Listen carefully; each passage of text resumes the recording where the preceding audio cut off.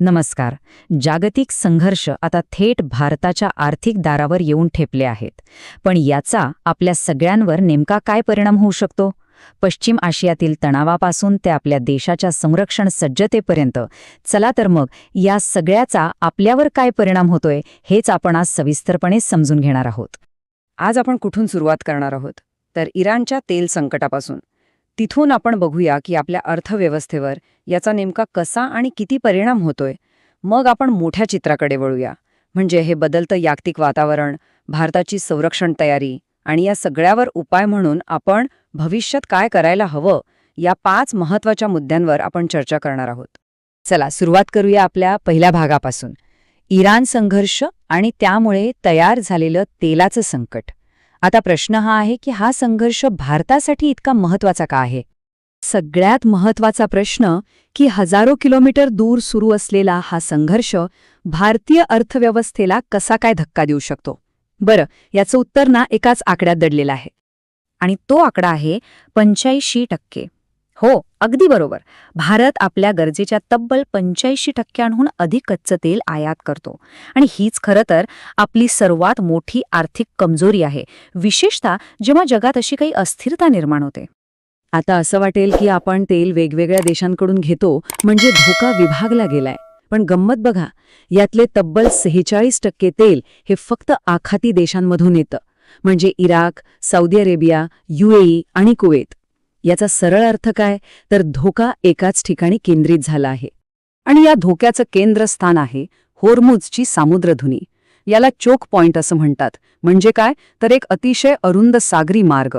विचार करा, जगाचा जवळपास 20% तेल पुरवठा इथूनच होतो. आणि भारतासाठी तर हे प्रकरण अजूनच गंभीर आहे. आपलं जवळजवळ 50% कच्चं तेल आणि 100% आयात केलेला LPG गॅस ह्याच मार्गाने येतो. या संघर्षाचा परिणाम तर लगेच दिसायला लागलाय. या भागातून जाणाऱ्या मोठ्या तेलवाहू जहाजांचे दर किती वाढले असतील असं वाटतं? तब्बल 1100%. म्हणजे विचार करा, ही परिस्थिती म्हणजे एक प्रकारची अघोषित नाकेबंदीच आहे.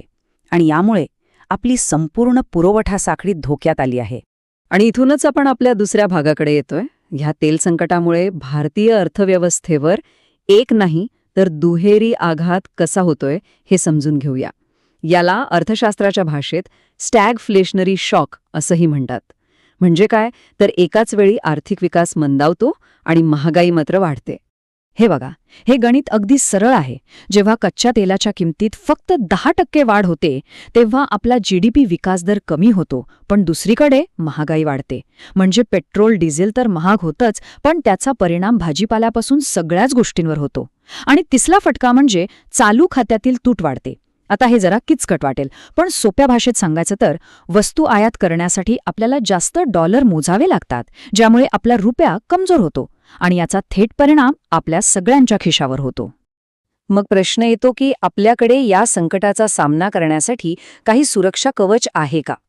तर हो, नक्कीच आहे. आपल्याकडे जवळपास 100 दशलक्ष बॅरेल व्यावसायिक आणि 39 दशलक्ष बॅरेल सामरिक साठा आहे. पण हा साठा फक्त आणि फक्त 30 दिवसांची गरज भागवू शकतो. म्हणजे हे एक महत्त्वाचं पण मर्यादित सुरक्षा कवच आहे, हे लक्षात घ्यायला हवं. आता तिसरा भाग, आणि हा भाग खूप महत्त्वाचा आहे, कारण इराणचं संकट ही काही एकटी-दुकटी घटना नाहीये. हे एका मोठ्या आणि अधिक धोकादायक जागतिक बदलाचं फक्त एक लक्षण आहे. असं दिसतंय की जग आता एका नव्या संघर्षप्रधान युगात प्रवेश करतंय.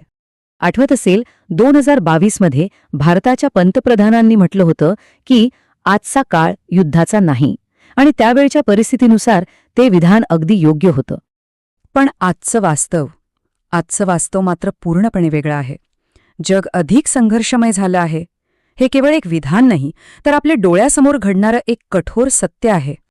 तुम्ही बघा ना, युक्रेनचं युद्ध अजूनही सुरूच आहे. पश्चिम आशियातील संघर्ष दिवसेंदिवस अधिक तीव्र होतोय. आपल्या शेजारी भारत-पाकिस्तान सीमेवर सतत तणाव असतोय.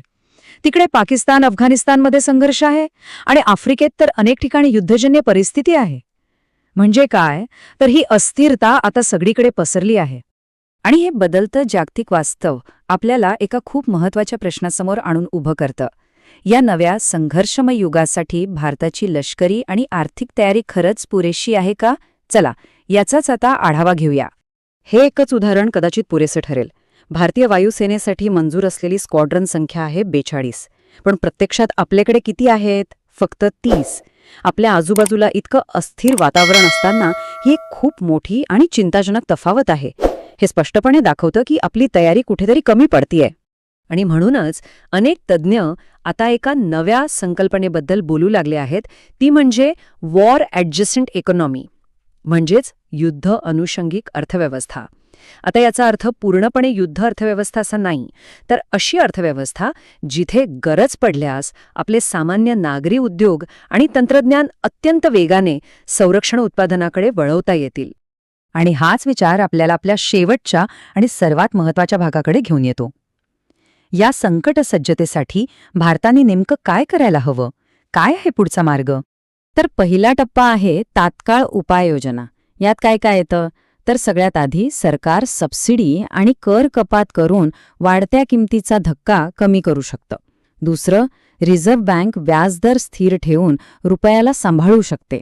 आणि तिसरं, अर्थातच ऊर्जेसाठी नवीन देश शोधणं आणि सौर पवन ऊर्जा यांसारख्या अपारंपरिक ऊर्जेला अधिकाधिक चालना देणं. पण ही झाली तात्पुरती मलमपट्टी. दुसरा टप्पा हा जास्त महत्वाचा आहे, तो म्हणजे एक संघर्षसज्ज राष्ट्र निर्माण करणे. ही एक दीर्घकालीन योजना आहे. यासाठी काय करावं लागेल?